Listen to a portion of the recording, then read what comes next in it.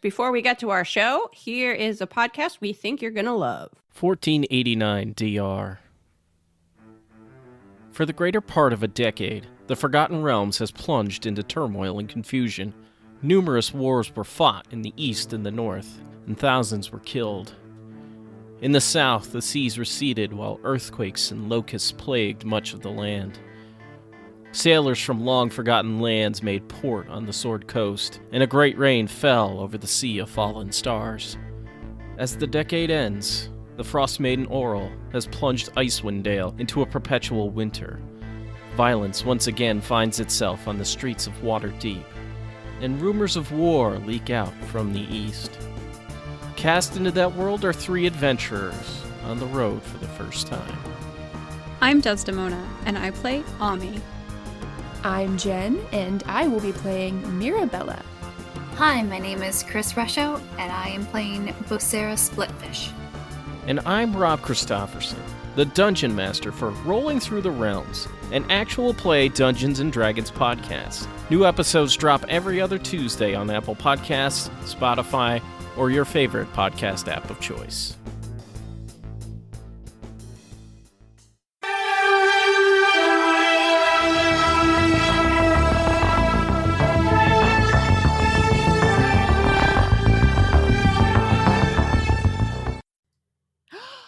Hello, everyone. Can you believe it? We're back. We're actually recording an episode. It's you, your absolute favorite Unsolved Mysteries rewatch podcast that's super unofficial. That's still putting out episodes, I swear. We haven't stopped podcasting. I wonder if people were like, okay, that was it. They're just done. They've complained one too many times about wanting to just quit. They've finally done it. This podcast has been on for like 3 years now. It's never really made it. They finally threw in the towel. Because there's some statistic, like most podcasts last like 3 episodes or something. And then they're like, this is too much work and absolutely no reward. Never mind. Somehow we have not figured that out yet. Yeah, we never got our mattresses. No. We got offered one set of earbuds. That was it. That's it. We seriously, I demanded mattresses before we even talked about Unsolved Mysteries. So I think it is impossible for this podcast to sell out, and yet hasn't happened. The offers are not rolling in. I don't know what to tell you. I don't get it. But we didn't actually quit. We are actually back for some reason, unspecified. We don't know why we came back. Yeah, here we are. It's because we miss you, dear listeners. That's a ringing endorsement of our own podcast. We don't really know why we're doing this, what we're here for, but we're doing it. We're doing it. Here we are. Here we go. Are you on board or not? Don't really care. Hi, I'm Liz. I'm Samantha. We didn't even introduce ourselves. We're a little rusty. I think it's fair. That's fair, though. I think it's been fine. a while. I hope this is no one's first podcast that they listen to, but I say that basically every episode, so I'm not sure which one you're supposed to listen to first. Figure it out. Not my problem. How are you, Samantha? How have you been on our unexpected hiatus? Yes, Samantha's most like of the hiatus. I was not good. I have to say. I know. I'm I sorry. mean, I came out of it fine. I'm, doing better now, but. Thus, we should say that. So we're alive. We're both alive. We're both all right. Our family members are, they're okay. Yeah. Our pets are fine. Yes. There was no deaths. So, so all things considered, it's fine. And I appreciate everyone who said really kind things and, were concerned. Just know that everything's okay. And we just I needed a little bit of a break. It's completely my fault. I didn't want to throw Samantha under the bus, but everybody, it's totally her fault. So if you're mad, that's where you blame me. You can direct your ire to. It's not my fault, but it is my fault. So. Yeah, it's actually not your fault. Also, I was like, I would have chosen or could control, but also we're just like kind of burning through Unsolved Mysteries too fast. We're already on season 6, episode 10. That's really hard to believe. So I'm kind of I feel like maybe it was the universe saying, whoa, slow down. There's only so many mysteries. You're burning through them too fast. What are you going to do? That's true. When you get to the end, well, We've talked about every mystery ever, so. Yeah, exactly. I do have a couple updates for people out there. One is I want to thank listener Megan in California who sent us a lovely care package.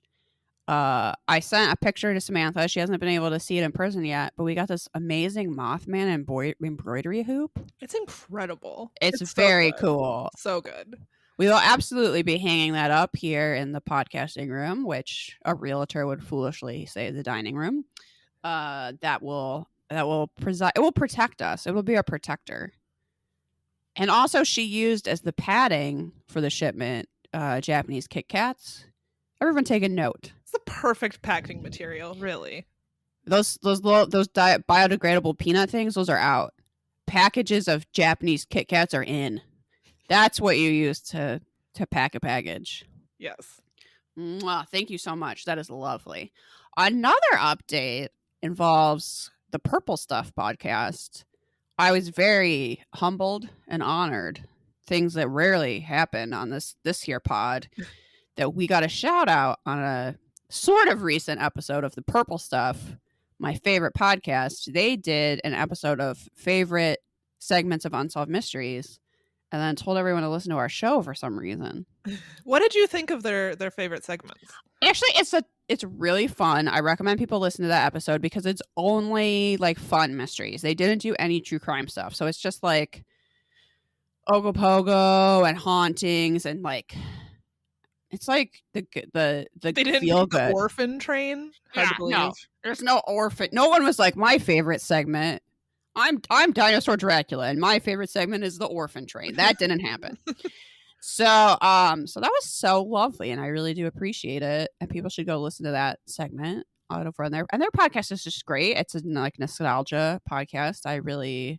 It's my favorite podcast. So the fact that we were mentioned was such a high honor.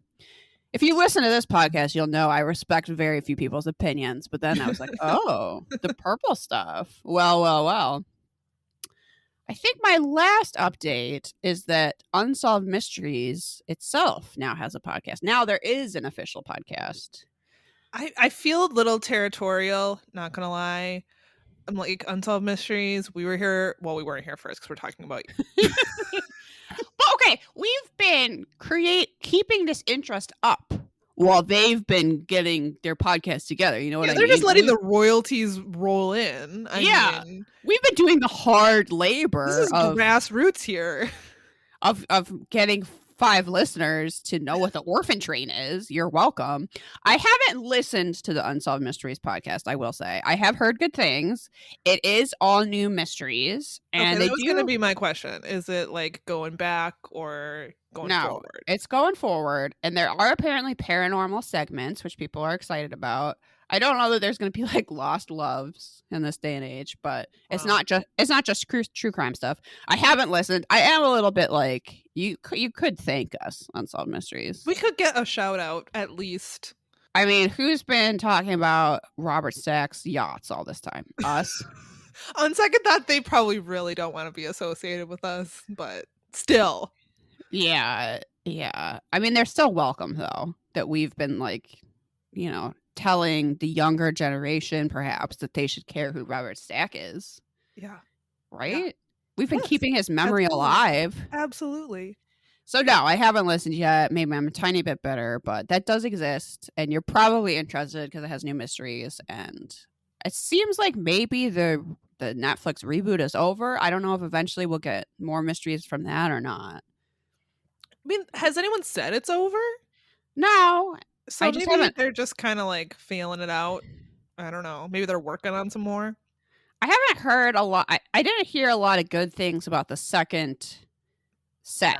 There was really very little discussion. Except for the tsunami ghosts. Yeah. But other than that, I mean, it was just really a bummer, mostly. Yeah. So I don't know if that did well.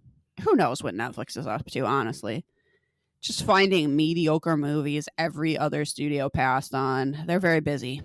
Yeah. Yep. They're making drone shots of other things. Yeah. They've got documentaries to make and drone shots to record. Is there any other updates you wanted to include, my dear? No, I don't think so. There probably should be. after all this time, but I didn't even remember we were supposed to record today until you told me. Oh, yeah. Well, that's where I'm at. It's not a day we usually record. It's just, obviously, I'm so enthusiastic to come back. I was like, let's just get it over with. That was the conversation. Let's just do it so our weekend will feel lighter. Okay. As I said, we are on season 6, episode 10. I would recommend watching this on the old YouTubes. Yeah, unless you love ads. Unless you love ads so much, then you could watch it on Amazon Prime. But as we all know, they're evil. Yeah, I can't recommend. Yeah. So Samantha has the first mystery, which is an unexplained death. Yes, this is the death of J. Neil Given. And this takes place in East Chicago, Indiana. Not to be confused with the other Chicago that Liz is more familiar with. Yeah, it's in Indiana. Yeah. Not Chicago proper. Yeah. Jay Given was a politically minded city attorney and master fundraiser who had helped elect Robert Patrick as mayor of East Chicago in 1970. Over time, however, they had a falling out. In 1981, Patrick was running for re-election. He was supported by Hispanic Americans, and they were kind of like aligned against this county commissioner N. Anderson Span, who was supported by the Black and white community. So there's this dynamic going on. And this guy is like, it was kind of like whoever he supported like got elected is how Unsolved Mysteries made it seem. And so it was a really big deal when he stopped supporting this other guy and then shifted his alliances elsewhere. And honestly, I don't even remember what their beef was or if they even said it in the mystery, because I don't think they even said. They were just rivals. Yeah, for some reason they just decided they didn't like each other anymore. I'm not really sure why. It doesn't seem important. So on the night of May 15th, Jay attended Span's so this is the new guy he's supporting. He attended his fundraiser at the East Chicago Elks Club. I think this is also known as the Elks Club murder. It sounds very, I don't know, hoity-toity. But they had it set up as a casino for this fundraiser. It was like a casino night thing. And I was like, I want to go to this. Is that just because I've been inside for like a year? It just seemed fun, honestly. Ritzy. Yeah, like for sure. The Elks Club, like everyone's smoking, obviously. Yeah, I think you get that. I'm not a gambler, but I do love a casino. You can just, like, no one cares what you're up to. I don't know. I suppose that's true. They're always open. They're always there for you. I think I feel the way about a casino or like a 24-hour pancake house. Sometimes I'm like, this must be how people feel about church. This is just, it's always there when you need it. Casinos, 24-hour pancake houses, church. It's same deal. Yeah, exactly. So as he was heading out the front door around 11 p.m., he was suddenly shot once in the back of the head at point blank range. He was pronounced dead at the scene. The shooting occurred not far from over 400 witnesses, but strangely, not a single person saw it happen. Yeah, that's not strange, Unsolved Mysteries. They don't want to talk. It's not that they didn't see anything. If they went, I value my life and I am not getting involved in this. Yeah, and I think given who we find out did it, it's smart. You know what? They're smart. So maybe not a bad idea. I wish our justice system wasn't so horribly corrupt, but one of these people stepping forward isn't going to change that. And, them or their family might be dead. Self-preservation. Yep. So detectives found a .45 caliber shell casing in the foyer of the club, as Robert Stagg describes it. They also found the bullet, which of course he does. He's so rich. He spent a lot of time in a foyer. How many foyers do you think he has in just like his main home? I don't know. Can you have more than one foyer, or is that just like the entrance? I mean, yeah, can I call the entrance to my house a foyer? You could. No one would know what you're talking about, but you could. I mean, I guess you kind of have a foyer. I really don't. I just have a door that opens and then you're in a room. Call that room the foyer, though. That's true. I usually call it the front room. I don't know the proper term for the foyer. I don't know. Maybe you can have if you have a side entrance, you could have a side foyer. A side foyer? I don't know. Weird. It does sound weird. Let's And then find out there's what just a like foyer is. it's just like your An entrance, hall, or other open area in a building used by the public, especially a hotel or theater. Okay, so it has to be open to the public. So you can't. I mean, I guess if your home is open to the public, you could have a foyer. Okay. I feel like people do say that about their home though. If it has like a very grand entrance, like if there's a chandelier. In North America, it's also known as an entrance. It can be a entrance to the house or an apartment. Oh, see, there you go. So it doesn't necessarily have to be open to the public. But the pictures in Wikipedia are quite grand. I'm not sure I'm not sure I have a foyer. Anyway, we've digressed. Robert Stack spent his whole life in a foyer. Just constantly. That's where he lived. Yeah. Well, there was a bar in there. Oh, well, why leave? I'm just making shit up so people realize that I don't know what I'm talking about at all, as usual. I hope they don't hear that and truly believe that Robert Stack... Someone's taking notes. Oh, that's odd. Robert Stack spent his life in a foyer, huh? He was born in one and died in one. Someone's like doing a report for school on Robert Stack. Oh my god, if that's you, please tell us. Okay, if I hear of a kid doing a report on Robert Stack for school, that is the coolest kid I have ever heard of. He was born in a trench coat and he died in a trench coat. That's right, class. It was Robert Stack. And everybody's like, who?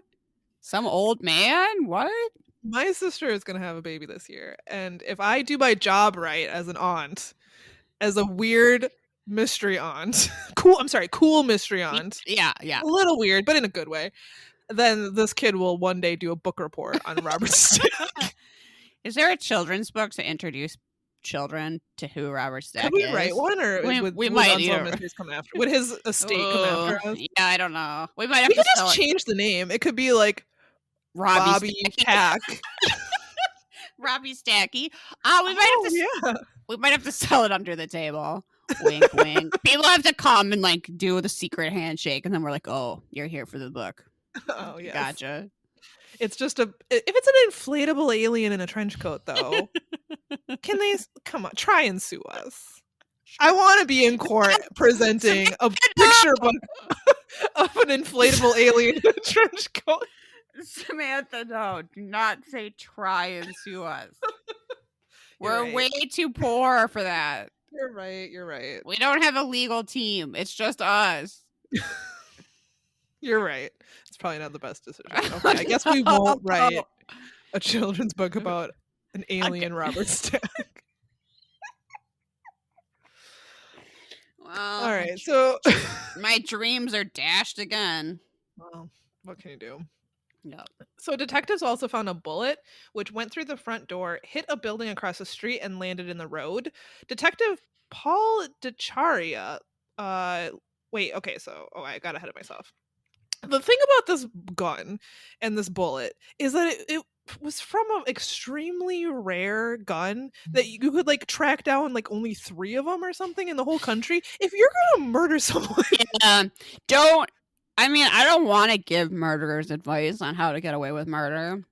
That's a whole different show. But killing people with extremely rare weapons that can be easily traced to you, not the smartest move I've heard. Can't say that it is. I mean, it shouldn't even have to be said.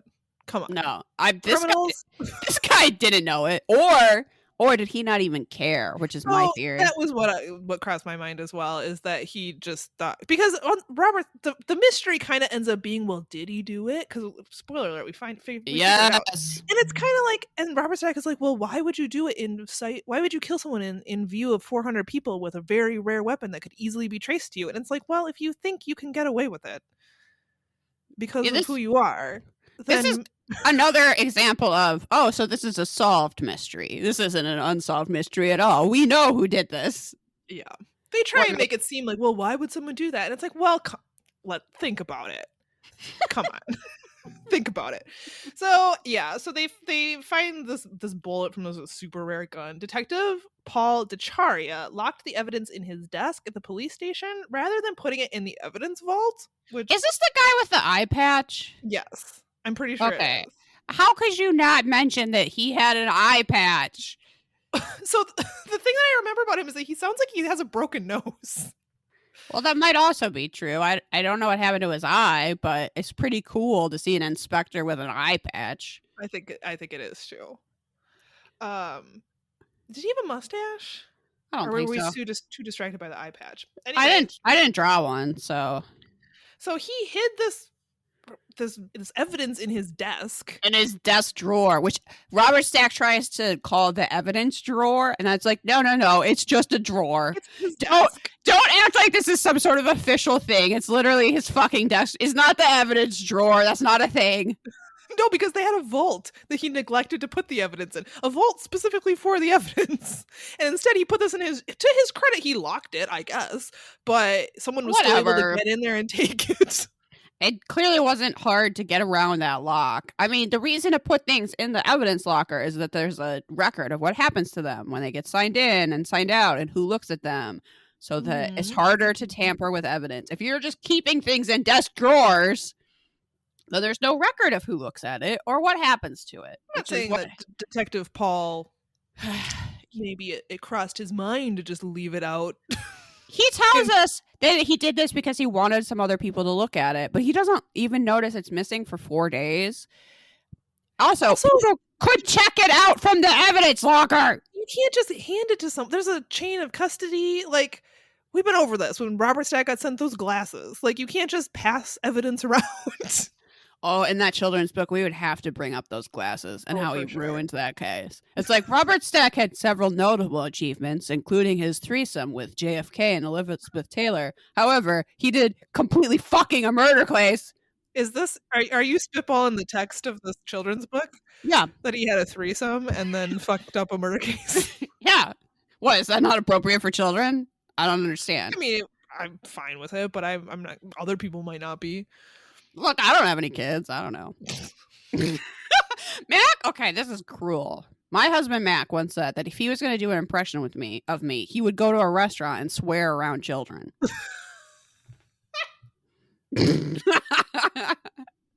Which, I'll say that if I'm talking to children, I don't swear.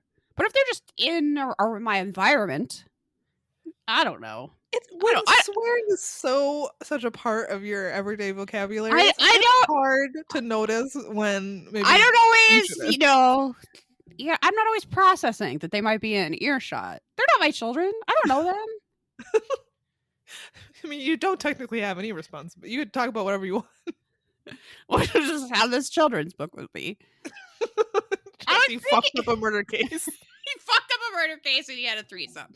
I'm imagining Robert Stack, Timmy in front of the class giving his book report about Robert Stack, and then he fucked up a murder case. I mean, it is interesting. I probably would have more to say about this if I did have children, but back in my day, we literally were sat down in front of unsolved mysteries, which was sometimes about brutal, real murders. And now I think the content that children at least watch is much more appropriate for them. But yeah, I don't know. I think it would be hard to justify now. Yes, my child watches unsolved mysteries. Though that was I'm not shaming parents, extremely normal 80s, 90s behavior. You had one TV, that was network TV, it was on at dinner time, everyone watched it. Mm-hmm. That was not weird. Oh, no, it wasn't at all. When I was a kid, if I stayed home from school, I watched Maury marathons. Well, you had to know if that was really that person's baby. Obviously. Of course. Yeah, but yeah, whatever. I don't know what my point is. Things have changed. Yeah, they have. So anyway, 4 days later, Detective Paul notices that his drawer had been broken into, and someone had curiously drilled a hole through the casing to keep it from being matched to a gun. I don't understand why this person in question didn't just take the bullet. Like, they go out of their way to tamper with the evidence, like smushing the bullet and scratching the inside of the barrel of the gun for ballistics testing. And I was kind of like, why not just take it? Yeah, I guess I don't really understand that. Like, it's clearly been tampered with. It's not something where they would not think it had been tampered with, and then the results would vary. Like, he opens his desk drawer and it's like, ah, fuck, probably shouldn't have left this in a drawer. Now it's been tampered with. But I was like, why even leave the bullet at all? Yeah, that is weird, isn't it? I don't know know why. They took the time to like smash it up, but I guess Yeah, and like you said, they used a sharp instrument to cut into the grooves in the bullet to prevent the bullet from being matched to a gun. I guess at this point they hadn't found the gun yet. I got my timeline a little mixed up. Oh, okay. But even so, just take it. I guess you wouldn't want it on you, but throw it in a dumpster or a river. Well, anyway, it's not tampered with enough. Apparently. No, it's not. Because it's, again, very rare. Right. It didn't actually matter. So at this point, we learned that the only people who had access to this area in the police station were other officers. So Robert said we get this ominous music where it's like, the twist is that it's an inside job. And you, dear viewer, living in 2021, go, oh, no shit. No, duh. And it appeared that the whoever had broken into the drawer and tampered with the evidence had worn gloves because there was no... Okay, look, the other police are looking into this, so I'm just going to take their word for it, but they found no fingerprints. Sure. Also, even if they did find their own fingerprints, they'd be like, yeah, I work here. Yeah. Like, I don't even know that would be that incriminating unless it's literally on the bullet itself. I do think they looked at the bullet and they didn't. Unless they made sure their fingertips were super oily and then they pressed down their thumb on the bullet to make sure it got a really good print. Yeah, so despite the damage to the bullet and the casing, the FBI was able to identify the murder weapon as a rare Detonix 1911 style Combat Master handgun. Means nothing to me, but it's like the super old whatever. Also, it had a specially modified ejecting mechanism, and we're told that there are only 58 weapons with this mechanism. Incredibly, one of these guns belonged to Deputy Chief John Cordona. Huh. That's quite the coincidence. Right. So, and also a coincidence, he attended the fundraiser and was a member of a Spanish-speaking political group that was at odds with Jay Gibbon. He also followed Jay Gibbon around the fundraiser. Yeah, it was notable because that group specifically was like not welcome at this event. Like, obviously they don't go into the details. Like, I don't know if they got like a don't show up note or whatever, but like it's clear that like they weren't invited. They weren't welcome. What the hell are you doing here? Yeah, so when he showed up, everybody was really surprised, and then he is acting sus as hell. Like, yeah, following Jay He's around literally the club. following this guy around and like smirking according to the reenactment. Probably not for real, but let's say he was. He's following this guy around casino night, hanging over his shoulder and smirking. And then the guy is shot with a rare gun that he happens to own. Yeah, come on. And when he was asked why he was there, he said it was to keep an eye on Jay Gibbon. He's not even being subtle about it. I'm here to commit yeah, I gotta go. Yeah. So Cardona never explained why he was at the Elks Club fully, other than just keeping an eye. Witnesses claim to have seen him following Jay prior to the shooting, although he claimed to be at the bar at the time of the shooting. No one could place him there, interestingly enough. It's interesting that he was like, oh, so you were keeping an eye on him? You know who shot him? And he's like, oh, I wasn't keeping an eye on him then. I was at the bar. Yeah. So furthermore, his description matched that of a man seen arguing with Jay in the lobby. The witnesses claimed that the man was 6'1" with wavy black hair and wearing a specific type of clothing. All of this matched Cardona. So the witnesses are like, well, I didn't see who did it, but I did see a guy who looks a lot like... I mean, I'm sure there are witnesses that did see him do it, and they were just like, I want to live, thank you. It's hard to imagine no one saw. I mean, it did happen outside. Everyone was inside the fundraiser, but it seemed like the end of the night. I don't know. Well, also, there was supposedly 4 men on the stairs at that time, and none of them could be located. Yeah, all right. Which is part of the mystery, is trying to locate the witnesses. So the witness claimed to have went to the bathroom, and when he returned, he saw that Jay had been shot. So Cardona failed a polygraph test and then refused to take another one. He was later dismissed from the police department because he was a murderer, I guess. Look here. We only want you committing murders in like the line of duty. You can't be committing murders on your own time. That's not what this is about. Like, look, you can't get caught tampering with evidence, so you gotta go.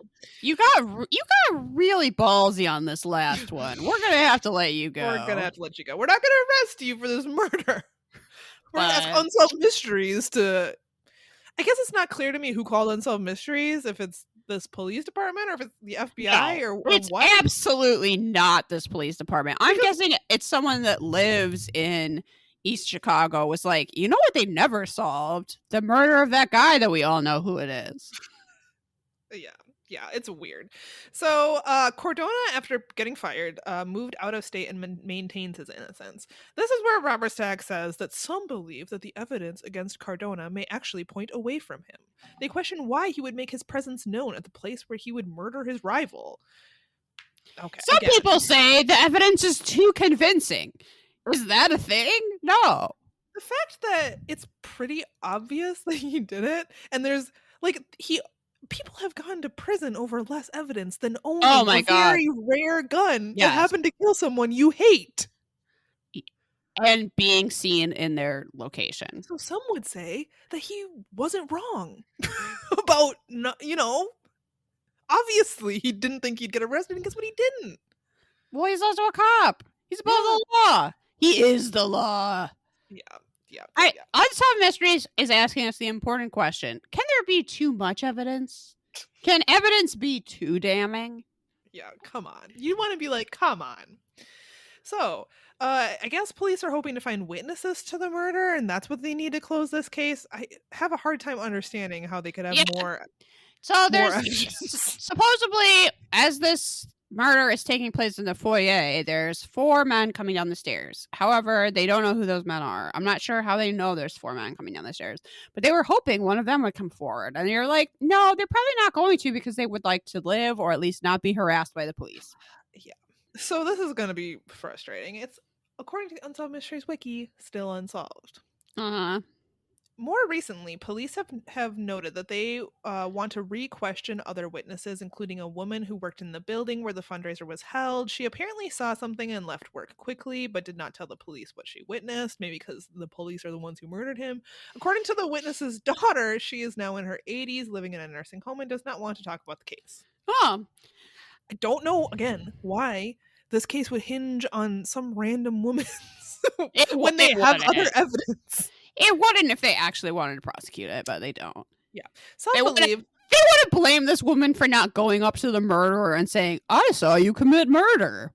Or not going to the police and say, hey, another police officer did this. Yeah. So some believe that she was threatened into silence, whatever. Meanwhile, John Cardona remains the prime suspect. Jay's family is convinced that he was responsible, but that, quote, the East Chicago politics kept him from being arrested. That's one way to say it. Sadly, Jay's wife Phyllis passed away in 2009 without ever seeing the case solved. I'm gonna say that this is like not that unsolved, but allegedly so. Yeah, I don't know that you're ever going to see more of a resolution than we have right now. Okay, now it's time for a missing person. This is the story of Larry Constantine, who was a Southern cowboy ranching in Central Florida near Lakeland. We hear from his uncle Earlo, who said he loved to work, he loved to rodeo. What a cowboy name, Earlo. I know. So this is Larry's uncle, Earlo, who was an auctioneer, and he has this blonde, very long, very like Western wear mustache. I call it the ranch hand, because it's just like, that's just the type of mustache that it is. It's There's not some good mustaches in this segment. Yeah, you won't be surprised by that. So your name's Earlo. Are you allowed to be anything other than an auctioneer? No, and would you be allowed to not have a mustache? No. His lip would regrow that mustache overnight if he shaved it off. So we get a little backstory on Larry. He had just started seeing a woman named Joe after a split from his wife, and Joe had recently broken up with a dude. So Joe works with Earlo at an auction market, and Joe had just broken up with a guy who also worked at the auction market, and to quote Unsolved Mysteries, he wasn't taking their breakup well, as in he was literally stalking and threatening her, and was once caught just like crouching below her window to listen to her talking. So creepy. Which everybody was just like, yeah, he wasn't taking it well. And I was like, that's kind of worse than that. It's not like he was morose. Oh, I can't believe Joe broke up. He's literally following her around and like eavesdropping on her. Yeah, stalker behavior. This is a grown man. This isn't a 14-year-old. It's very odd. Okay, so one night, Joe and Larry go to the local rodeo. All I could think while this is while I'm watching this segment is something so remarkable about this country is how, like, this life could not have less to do with my life. And yet, here we are, the United States of America. But I am never on my way to the local rodeo to compete. This is also where our lives differ, because I knew exactly what they were. I was like, oh, team roping. Yeah. Yeah. Samantha knows, but I was like, this is a whole other world. Looks a lot like the county fairs I spent many a years hanging out at. That's why we need both of us on this podcast to bring in wisdom, different aspects of wisdom. I don't know exactly what I'm bringing to the table, but you're bringing in some horse and related knowledge, right? It comes in handy very infrequently, but actually, I don't know. We've had some horse related things. One of our first episodes actually was that woman who got pushed off a horse. Yeah, so it's handy to know as we're learning about team roping, which is what Larry was competing in, and actually him and his partner won $350, which they split. So the rodeo finished pretty late. It finished around 2 a.m., which means that Larry didn't get back to his place until like 4:15 a.m. So no one knows exactly what happens after that, but Joe never makes it home. I'm not sure I was clear that Joe is with Larry. Like, yeah, they're together. Cheering him on at the rodeo or whatever. So they're together. They go back to Larry's place after the rodeo, but we don't know what happens to Joe after that. She's our missing person. So she doesn't show up for work the next day. And Erlo, who finds out about this romance, which was kind of on the down low, goes over to Larry's home. Larry's truck was in the driveway, and he could hear that the radio was on inside, but there was no answer at the door. So he immediately becomes concerned, and he contacts the sheriff's department.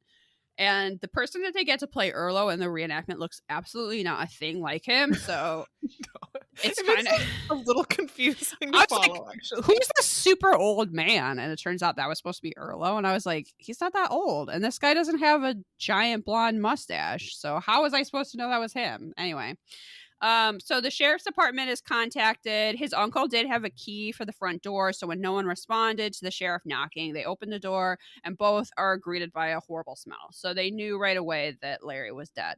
However, Joe is not there. So their concern, of course, was that Joe was also dead, but she's nowhere to be found. So Larry had been shot 4 times. The sheriff's department reports that his bed had not been slept in, and there are no signs of a struggle or robbery. The only thing that appeared to be missing was one of Larry's guns. So they're immediately suspicious of Joe's ex, obviously, because he is a stalker that was following people around. But he apparently had an alibi for her for that time. So the second comment was, did Joe commit the murder herself? Erlo doesn't think so. He thinks that someone followed Larry to the rodeo, but was then waiting for him at his place when he got back.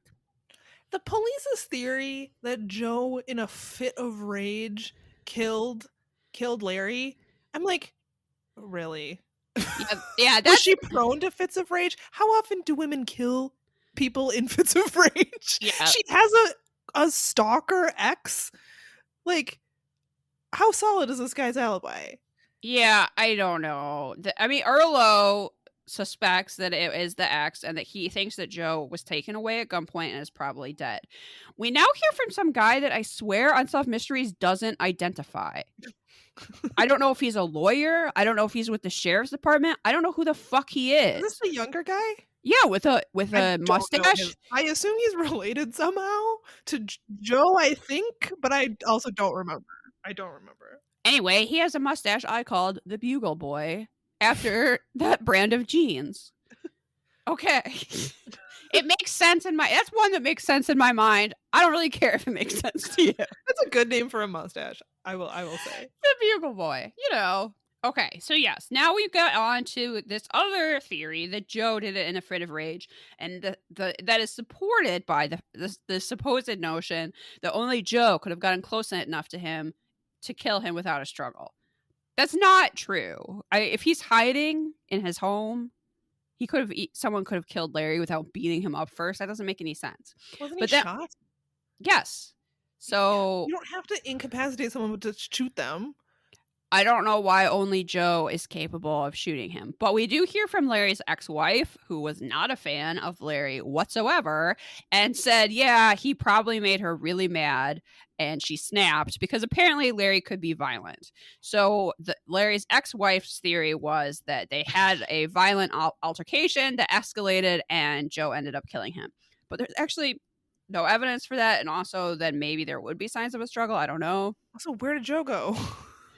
Well, the idea would be like, yeah, they're having a fight. In the reenactment, he's like, what are you going to do with that gun, Joe? Shoot me? And then she shoots him 4 times and then runs off. She's like that good at going on the lam with no preparation whatsoever. Well, that's my thing where is she then? So supposedly Joe had been cited at truck stops in Florida, Texas, and Kansas, but we know that those eyewitness reports aren't exactly super reliable. Sorry. I'm looking at so there's no update on Unsolved Mysteries about this case. Unsolved Mystery Wiki tells us that it's unresolved.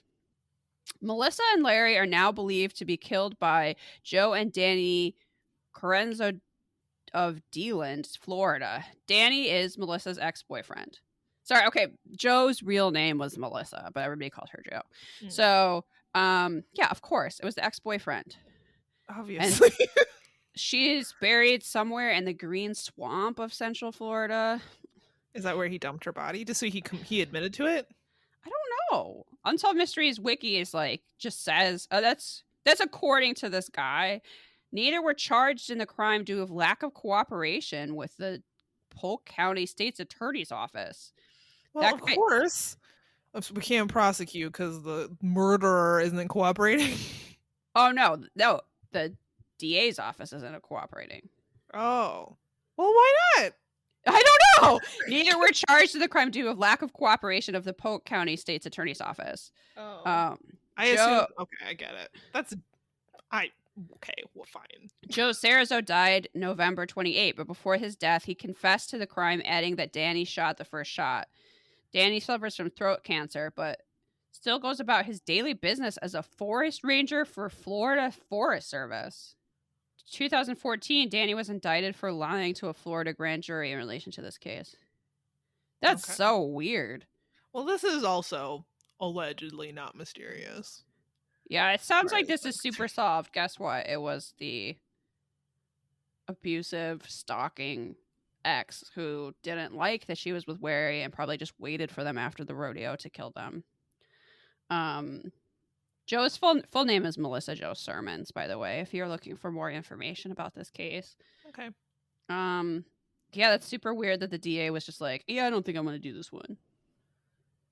I mean, I guess that probably happens all the time, but yeah, they can choose if there's not enough evidence or whatever. We know that from Law and Order. Yeah, that's true. That's the prosecutorial discretion or whatever that's called. Yeah, how sad. It's sad also that they accused her of murder in this segment and she's dead in some swamp somewhere. Ugh.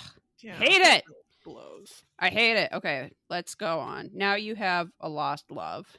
Okay, so yes, this is a lost love. We are looking for a lost mother. This is an interesting case. It's a little odd. It's a little odd. I'm gonna take it at face value, but it's odd. I'll just leave it at that. It sounds a little, I don't know, made up. But... a little bit. This is a little sus. Sandra Lee Nelson is searching for her mother, Dorothy Johnson, who left her with Seaman First Class I try to pronounce it Seaman, but we all know how it's actually pronounced. First class Donald Caffrey while on a train from Seattle to Chicago. Uh-huh. So Sandra Lee Nelson became known as the smoking car baby because... Not catchy, by the way. Not really. No. Not how I'd want to be known. Because that is where this transaction occurred. If you want to call it that, the baby handoff. I'm not really sure. It's very strange. It's where she was given away to some random person her mother met mere hours before. Okay, in November 1945, Donald was traveling to Omaha, Nebraska to reunite with his wife, Barbara. While in the smoker car of the train, he met Dorothy, who was 17 and separated from her husband. She was traveling to Utica, New York, with Sandra, who was 11 months old at the time. And at that point, she was named Yvonne. So that evening, Dorothy sat with Donald and they talked through the night. She told him about how she was in dire financial straits and could not take care of Yvonne. He asked her if she wanted to leave the baby with him and Barbara until she got settled back in Utica. Why would you ask that question? I have some questions of my own. We'll get to those in a minute. So this is Donald Caffrey's side of the story. She agreed. He at this point was like, well, I don't want people to think I kidnapped this baby. So he wrote up an agreement. I don't think it was, but I'm imagining it's on a napkin. It's on the back of a cocktail napkin, yeah. So he writes up this agreement that said that Dorothy was willingly entrusting Yvonne to his care. It also stated that if she did not contact him within 60 days, then he would adopt Yvonne.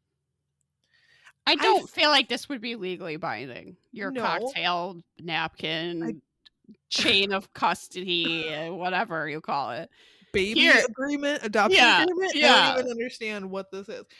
I feel like some details are missing from this story, but this is what we're told. It doesn't seem real true.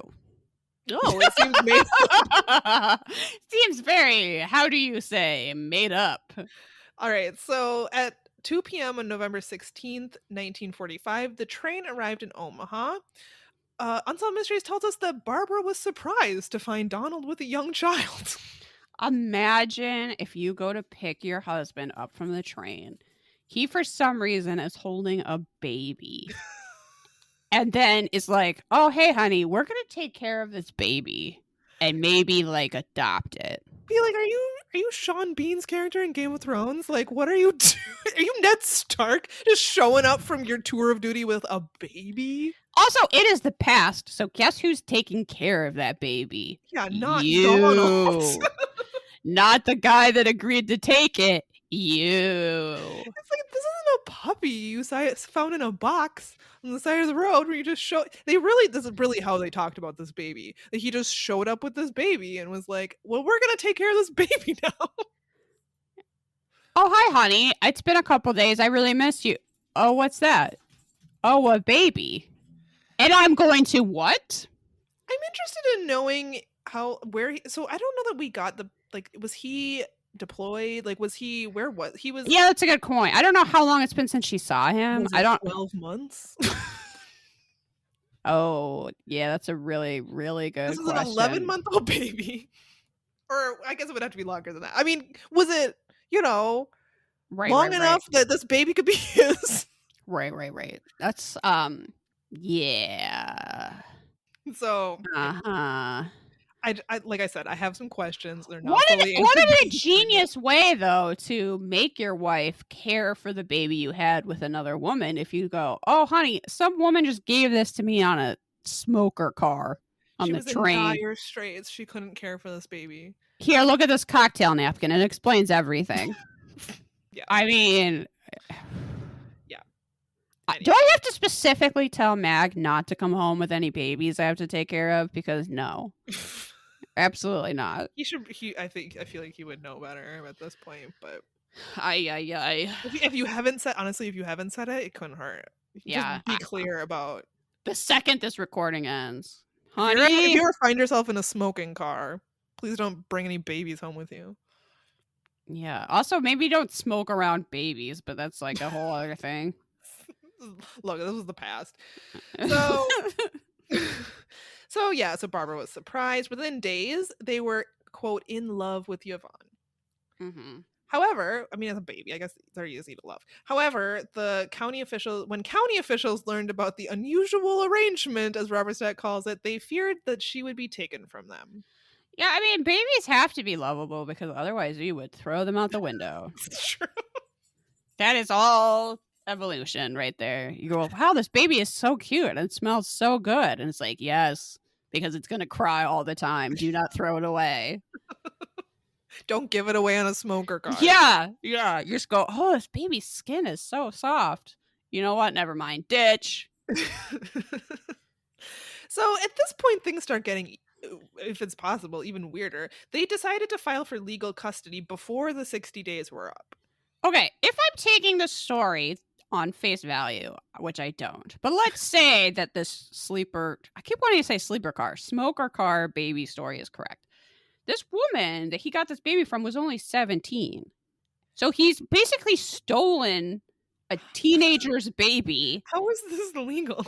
And then been like, yeah, I know I said I would give you some time to get back on your feet, which was only 60 days. Not long at all. And then he's like, actually, I can't wait that long. Is this not kidnapping? I find it hard to believe that a 17-year-old could, like... Is a napkin written adoption agreement from a 17-year-old? Like, how does anyone know that wasn't done under duress? Even if it's an adult, how do you know that? But let alone a 17-year-old. How is this? I don't see a situation where this teenager is not being taken advantage of. No, and it became it's weirder because it became the smoker car baby because it was like she was like a darling in the newspaper. And it's like, this isn't a feel-good story. No. I mean, I guess people were like emotionally attached because they wanted to make sure the baby would be okay. Or they were just like, this is fucking weird as hell. It's extremely weird. But if there's really this 17-year-old who's just like, oh, I can't take care of this baby. And this guy's like, I'll take care of it until you get back on your feet, of course. Wait, I don't want to wait 60 days. This baby's mine now. It's like, I'm going to renege on the napkin agreement. And you just stole the baby. Then you stole it. Yeah. You have a written agreement that you wrote, dude. Yes. Yes. You're just going to fuck that? And that's kidnapping at that point, isn't it? I would say so. The whole thing is bizarre. So at 2 p.m. on November 16th, 1945. Oh, wait, sorry. Oh my God. I'm totally at the wrong place. It's okay. I feel like I've screwed up this whole episode multiple times. No, if anything, I throw it in the garbage. With the baby. So a few days after deciding that they were going to proceed with adoption proceedings, Donald received a letter from Dorothy asking how Yvonne was and that she hoped to see her soon. Oops. Yes, because she hasn't given up custody of this child. No, she's still very much under the impression that she's going to get this baby back. So the very next day, however, he was due in court for the custody hearing. Because he's a creep. Yeah, I don't understand how Unsolved Mysteries is not painting these people as the villain. I guess it's because she still has a good relationship with Donald, right. I think. But, like... with her kidnapper. Come on. Yeah, it seems like it. So he decided that he was going to proceed with the proceedings despite receiving the letter from Dorothy. Which, even in the reenactment, he, like, crumples up and puts in his pocket. Like, no one saw that.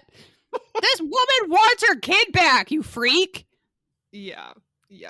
So the judge said that before he could make a decision, he needed to speak with Dorothy, which seems like the least he could do. Yeah. He was like, well, I'm not just going to give you this kid based on your word and a napkin. I'm going to need to talk to the mother. And they seem to be like, huh. Surprise. A twist. So the judge said that he needed to talk to Dorothy before he could make a decision. The birth mother, you should maybe talk to her. A new court case was scheduled and Yvonne was placed in temporary foster care. So at this point is when newspapers throughout the country began to write about Yvonne, calling her the smoker car baby. Which, yeah, I guess Not catchy. You're right. It's, I mean, especially in old-timey days, like get like lost babies, get babies found, whatever. Like that was, people wanted to read that shit all the time. People, God. So Dorothy was summoned to Omaha to talk to the judge. If she did not come, she apparently was going to be charged with parental neglect. She was threatened. Okay. So she was threatened that if she didn't come to talk to this judge, she was going to be charged with parental neglect. So of course she never showed up because she was, I think, convinced that she was going to be charged. Which is probably a fair thing to be, because she did give away her baby to some random guy in a smoking car. So it's not out of the question to think, well, if I stand in front of this judge, he's gonna charge me with child abandonment or something. Yeah. So I guess I can understand, especially if she was in a bad, if she wasn't in a good situation to begin with, not wanting to like fucking go to jail on top of it. Also, she would have to travel to get there. And we're like Could she afford assuming, that? yeah. I don't know. This is what Unsolved Mystery says, that she was afraid of getting charged with parental neglect, so she didn't come out. However, she did send her sister in her place. And her sister told the judge that Dorothy was afraid to come to court because of the charges. And she wanted to adopt Yvonne. But the judge, at least according to the Unsolved Mystery, the judge listens to her plea and just said, denied, and bangs the gavel, and that's it. Yeah. This is someone that has, they don't even look into her like family claims or her blood ties or. I don't understand why you wouldn't allow the family to take the baby. Just this random guy? Yeah, the stranger should have the baby. Who went back on his agreement anyway. Yeah. Just because he wants the baby, you're going to give him the baby? That's not how it works. I guess it is how it works. That's what happened, but it's not how it should work. Yeah, Samantha. Actually, there's evidence to the contrary. There is evidence that this is whole how it worked. thing, at least in 1947, that's how it worked. This whole thing is so strange, and I honestly don't even know what to believe about it. No. So in June 1947, Donald and Barbara were awarded custody of the baby, who they now called Sandra Lee. I also hated they changed her name. I don't know why. It's just like... it's not your child. Like the mom didn't ultimately want you to keep her forever. No! So you don't get a right to just keep this baby and change her name. It's very I don't like them. So when Sandra was 9, her parents separated. Her kidnapper parents separated. Yeah, they don't even... I don't know that this is like super relevant, but they don't even really end up raising her. She gets raised by these people's mom. She gets raised by her grandmother. Yeah. So after all this, like, oh, we need to keep this baby, they were like, oh, we're getting divorced. We don't want this baby anymore. We're not going to raise this baby anyway. Yeah, so she spent most of her time with her grandmother. I'm not even sure which person's mom this is. Not someone that was awarded custody by the court, by the way. This is just another random person she's handed off to. When she was 18, Barbara finally told her the truth about her past. A few months later, can you hear my dog? What? Yes, that's your dog going, this is a miscarriage of justice. I would close the door, but as soon as I close it, he's gonna scratch at it to come in. So yeah, that's okay. Pod dog commentary is welcome. Well, I mean, they're as outraged as we are, I think, is what the deal is. So they didn't tell Sandra about any of this until she was 18, when Barbara told her the truth about her past. A few months later, she received an unusual letter in the mail in which she finally saw a picture of Dorothy. It was postmarked Omaha, Nebraska. She later learned that an anonymous woman had called her grandmother and asked to send her newspaper clippings about Sandra's childhood. I think it's actually really sweet that they called the grandmother to ask if it was okay. Like, clearly they just want to connect with this person that's related to them, but they also don't want to like disrupt the life that she has now. Right. Yeah. No, that is really sweet. So Sandra later married, and she lived in Singapore for part of her life, but later she settled in Florida. She believes Dorothy was scared but still wanted to be part of her life, and today she is searching for her. I don't even know that she was scared. She was like railroaded. Yeah, she was also 17 years old. Are we surprised she's like scared to go to court? Or I hate this. Yeah, me too. So this the result is that this is solved. Upon the broadcast, Sandra had calls from people who recalled her on the train, as well as from the sister of the man who eventually married Dorothy. Unfortunately, Dorothy passed away in 1968 after a car accident in Caldwell, Idaho. But she left behind her brother Mickey and sisters Jan and Alice. She had tried to reclaim Sandra after leaving, but she had at that point she had already been legally adopted, so there was nothing she could do about Yeah, it. because they did it quick. Yeah, it's really, really unfortunate. On December 28th, 1993, Sandra and her husband went to Syracuse, New York to be reunited with Dorothy's family. Although she was unable to learn the identity of her birth father, she did learn that in the 1950s, Dorothy married a man named Wayne Rogers.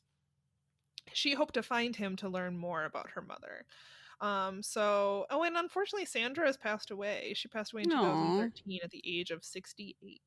She seemed really nice. Yeah, she did, and we got to see her reunite with her sisters. It was really, or her aunts, sorry, and it was really sweet. And she's wearing a very 90s floral sweater. Yes, and you just want to give her a hug and go, man, you didn't deserve any of this. No, it's really unfortunate, and this whole thing is bizarre, but ugh. Usually Lost Loves are, I guess they usually start off pretty sad, but this one's more like frustrating. Yeah, and weird. And I just think people are lying to make themselves look better. I don't think this is exactly how it went down, but I highly doubt it. I do wonder if that guy was actually the father and didn't want to admit it. Yeah. I mean, that's the first thing that came to my mind, but it would make a lot more sense than whatever these shenanigans are. Yeah. Okay. Here's the thing. We've got one more mystery. It is bleak AF. Yeah. I don't want to talk about it. I didn't want to watch it. But here we are. This is the life of the podcaster. We're just going to get through it. If you want to turn off now, I don't blame you. I wouldn't blame you. If you're for some reason going to watch this episode, you maybe skip this last one. I'll tell you right now that the case has pretty much been solved. We don't need you out there solving this mystery. I'm not really sure why you want to burden yourself with this kind of sadness. This is an unexplained death, but it is specifically about a vicious, unknown assailant who targets young girls. So there you go. We're going back to May 26, 1992 in Edmonton of Alberta, Canada. There is a neighborhood park, which Robert Stack says became the backdrop for a parent's worst nightmare, which is literally true. So we first hear about 3-year-old Mandy, who lived across the street from the park with her aunt. Mandy spent a lot of her time at the park. I mean, it was basically like her yard. Like where she's living is literally right across the street. So she had been playing there all day, and then about 6 p.m. realized that she had left her shoes at the park, so she went back there by herself to retrieve her shoes. This reenactment is kind of scary because it's shot from the abductor's point of view. It's like kind of a shaky handheld, like waiting in the bushes to see Mandy and then like walk up to her. Audrey, who is Mandy's aunt, starts to worry about her and then goes to the park to look. There was sort of a witness. There was a man who had been playing hockey with his kids, and he had seen her 5 minutes earlier, but he didn't know which way she had went. I'm sure he just was like a guy from the neighborhood and he recognized her. So we know that she went back to the park, but we don't know what happened to her right after that. Audrey looked around the neighborhood for 2 hours before calling the police. However, the police also failed to turn up anything. 19 hours later, a group of horseback riders. See, Samantha, it comes up all the time. It came up twice in this one episode. I know. Okay, so group of, not that you really need any expertise for this, but a group of horseback riders came across Mandy in a field 9 miles from her home.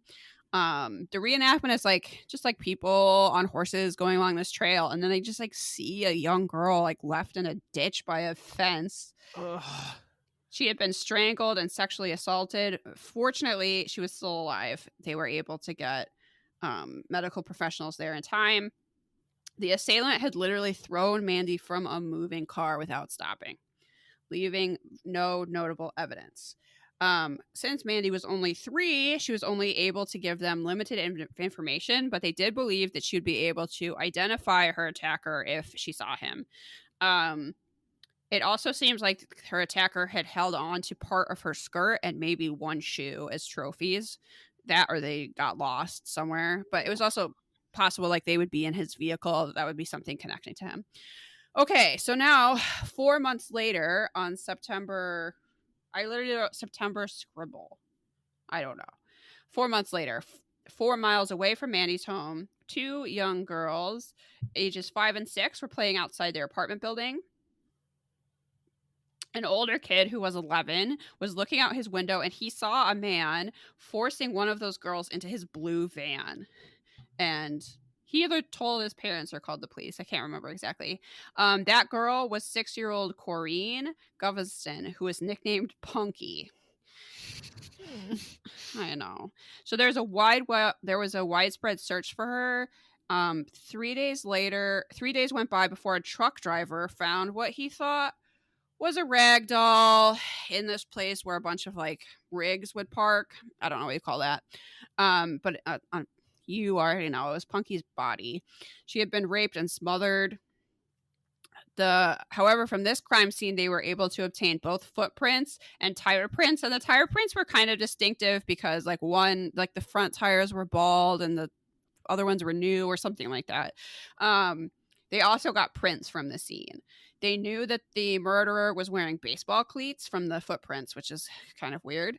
The authorities believed that this crime was committed by the same man who attacked Mandy. We now get a profile for the murderer, which I swear I could have just made up.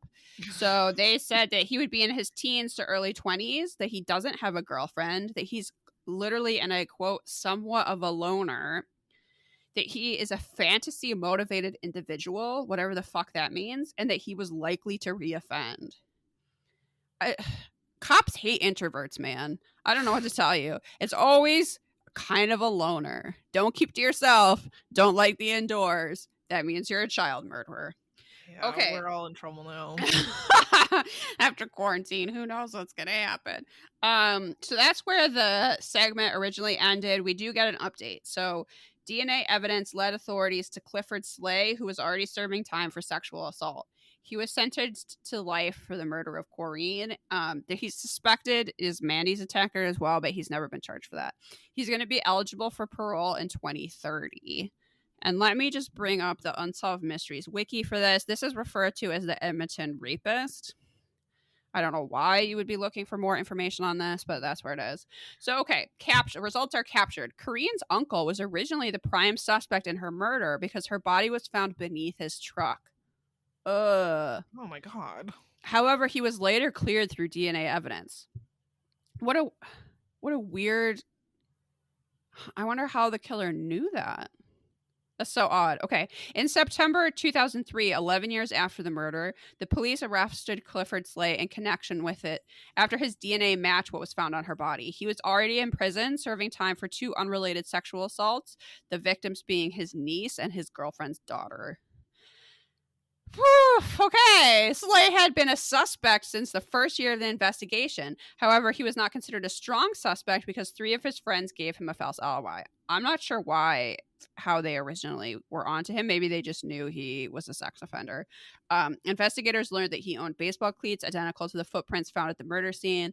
He eventually admitted to sexually assaulting and smothering Corrine. He tried to plead guilty to manslaughter, but the court rejected it.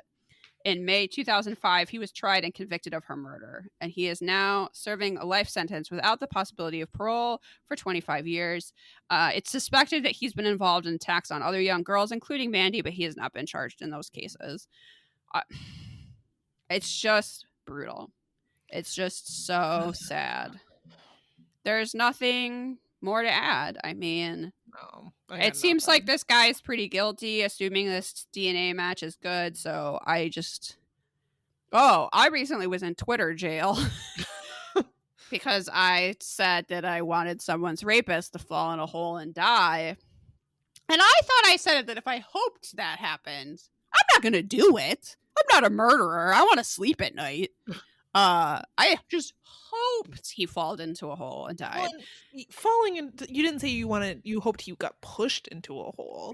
No! Just that he'd be walking along one day and fall into a deep hole. And, nobody noticed and he couldn't get out and he slowly starved to death thinking about all he had done wrong. I don't know. I'm not going to do it, but I ended up in Twitter jail. Anyway, guess you can't say that. I definitely do not hope that this guy's skin is slowly peeled off, but... then he falls into a hole and then, I don't know, lives, but has to stay there forever. Oh, God, it's so horrible. But that's where the episode ends. Don't you love Unsolved Mysteries? Don't you wish you had a podcast where you had to talk about stuff like this? Wow, what a great decision I've made. The end. Let's rate it.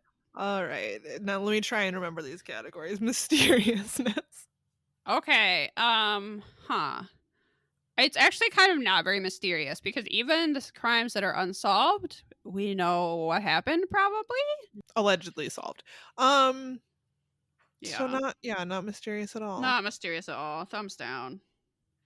What about fashion? No. Unremarkable. Do you like cowboy fashion, but like not even good cowboy fashion, just like normal cowboy fashion? Yeah, not like Orville Peck, not like the Western wear segment of a beauty pageant. Yeah. Like, just like Wranglers. Yeah. Yeah, no, thumbs down. Thumbs down.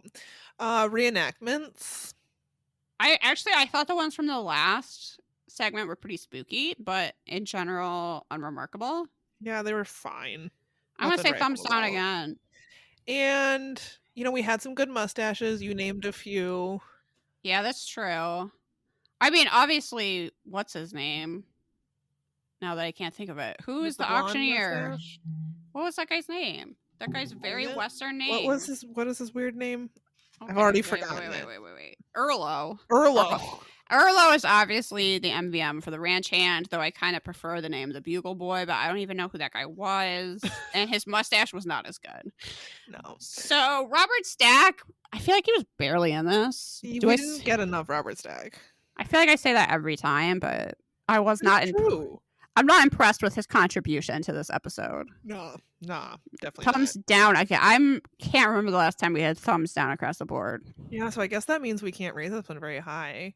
And it's also too depressing to rate high. Even the Lost Love, like, this baby was just stolen and taken from this person that actually wanted her, and then they like couldn't even be bothered to raise her and made the grandmother do it. I mean, I hope she got some closure meeting her aunts and stuff, but I was just like, this sucks. And then this child murder thing is one of the most depressing segments we've had. Yeah. So, I did a 2? Sure, 2. I'm going to forget this as soon as I can. Yeah. I just wanted scrub from my brain, honestly. I don't know why we talked about it, but we committed to doing every episode, and that includes this one. Well, it's over now, at least. 2 out of 5 Robert Stacks. Thanks, Satan. Let's hope we can move on. And just remember Erlo's mustache. May that be a shining beacon in the night. Get us through the long mustache. Yeah. Erlo's mustache will carry us through the rest of quarantine. Yes, we're all vaccinated. Please. Okay. Now comes the part where we recommend things. Yeah. If you're new to this podcast, we like to, because we're talking about horrible things like child murder sometimes. And then I really start to examine all of my life choices that led me here. We like to finish off with a recommendation to sort of cleanse that palate or give you something else to think about. And I have a very quick recommendation this week, which is a YouTube channel that is really great to take a nap to. And if there's one thing in quarantine I've really loved to appreciate, it's a quality nap. Okay, would the person whose YouTube channel this is be pleased at you saying that or offended? Oh, I think pleased. Okay, good. So this is a channel called Nemo's Dreamscapes, and they're mixes of music with like ambient sound.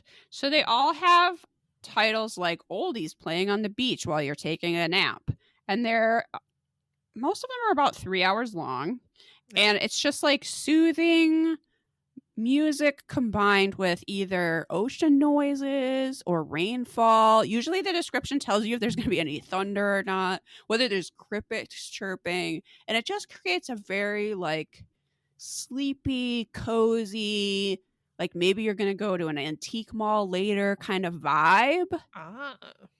That I really like for a nap. I literally took a nap to one today. Quality. Highly recommend this channel. If you don't play. If you just, if you're trying to get into the right nap zone, if you want those nap vibes, I think you would want to listen to something like Oldies Playing on a Beach while you were taking a nap, parentheses, ocean waves with birds, seagulls, 3 hours, right?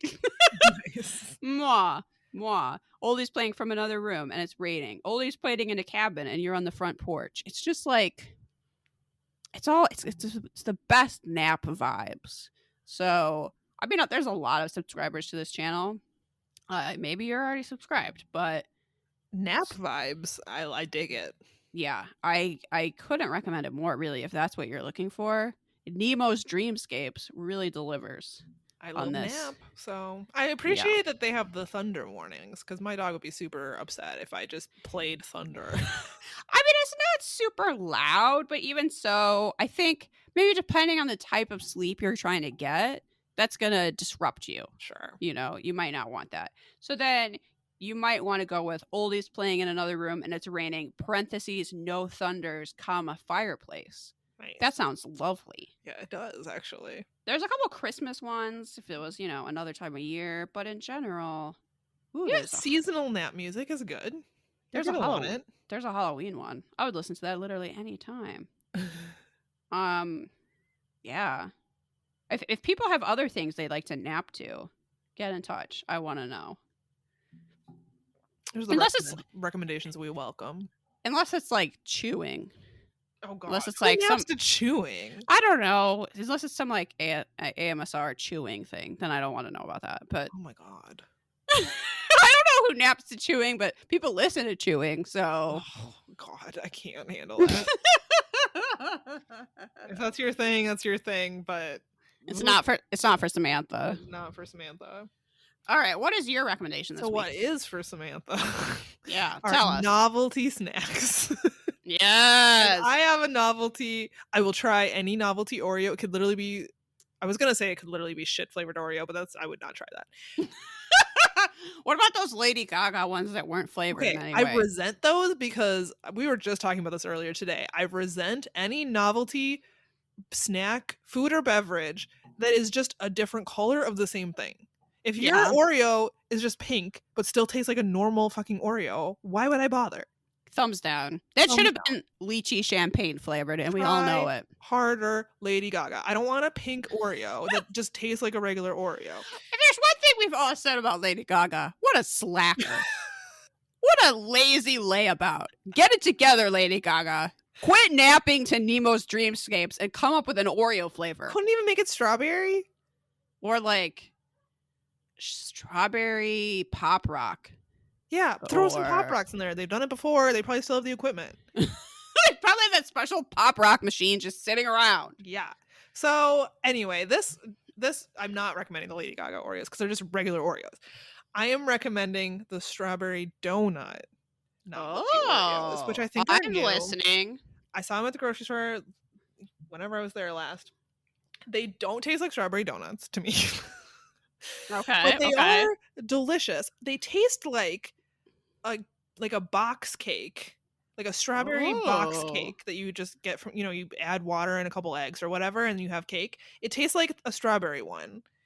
It's so good. I think they're delicious. You're making me so hungry.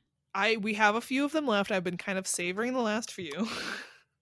They're really good. I'm not or novelty Oreos are hit or miss. Obviously I'm going to try out every single one I come across. This one is probably my favorite since pistachio. And I'm not sure if pistachio is limited edition, but I love those thin pistachio Oreos. Those are so good. But this one is right up there. Is anyone from Nabisco listening? Can I get the pistachio Oreos but in non-thin and regular Oreo size? Yeah, I'd like regular Oreo. Please, I need more of the filling. I agree. Why do you do this to me, Nabisco? I agree completely. Also, there were a mystery Oreo a couple years ago that was Fruity Pebbles or like fruit cereal flavor. I thought that one was delicious too, and I would love that to come back. Yeah, I was lukewarm on that one. I thought it was good. But yeah, these are so good. They taste like strawberry cake. Which I guess a cake donut, like you would say it tastes like a strawberry donut. I feel like I don't get donut vibes from it, but I do get delicious vibes from it, and I would highly recommend it. I liked that carrot cake one. That was Carrot good. cake was good. I liked that one. I feel like I recently liked one you didn't like, and now I can't remember. It was the Nutella one. The hazelnut. Oh, that was good. I didn't actively dislike it. I just wouldn't get it again. That's pretty much actively disliking it, Samantha. I mean, if they were in front of me, I'd eat them, but... Oh, I guess. I suppose I can be a little too love or hate. All or nothing. It really is. Okay. Well, now I just want some Oreos. A dilemma. Okay. That wraps up us talking about depressing mysteries for this week. Thanks for being patient and waiting for us to return to you, our dear 5 listeners. Let's just wrap it up. We got shit to plug. Yeah, we still have oh my god, I can't even talk. You're out of Twitter jail, so you can go follow us.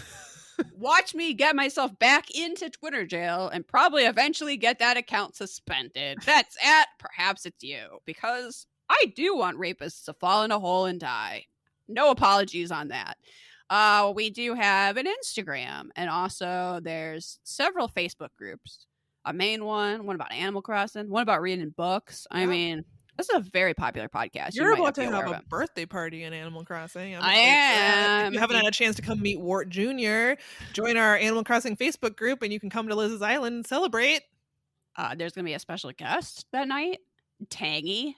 Exciting. The cat that looks like an orange is going to be there. So. That cat is cute. He might want to join us and bring me some Sanrio presents in Animal Crossing World. Let's do it. We have a website, which perhaps I bring up because there is a contact address on there, and you could send me some birthday presents. Just saying. That maybe you see some novelty Oreos and you go, you know who would like this? Liz. And you're right. Send them along. That's perhapsitsyou.com.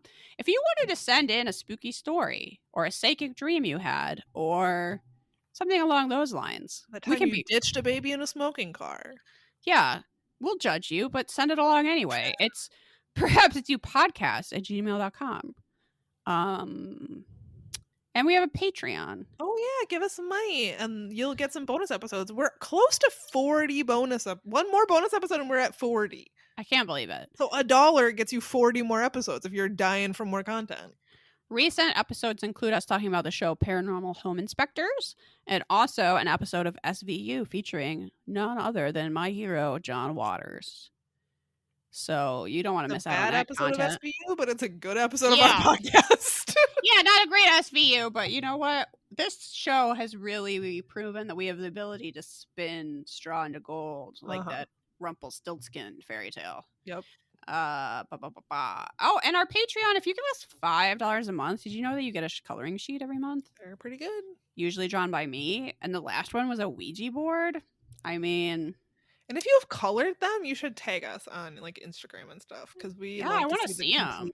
Coloring sheets. Who colored Wart Jr.? Let me see. Yeah. Okay. I think that's everything.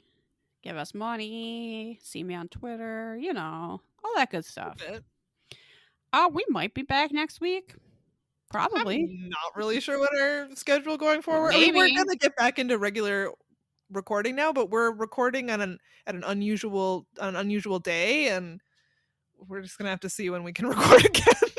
Yeah, I mean, bear with us as we get back into this. This is free. You can't complain too much. That's true. All right. Bye, everyone. Keep barking. Bye.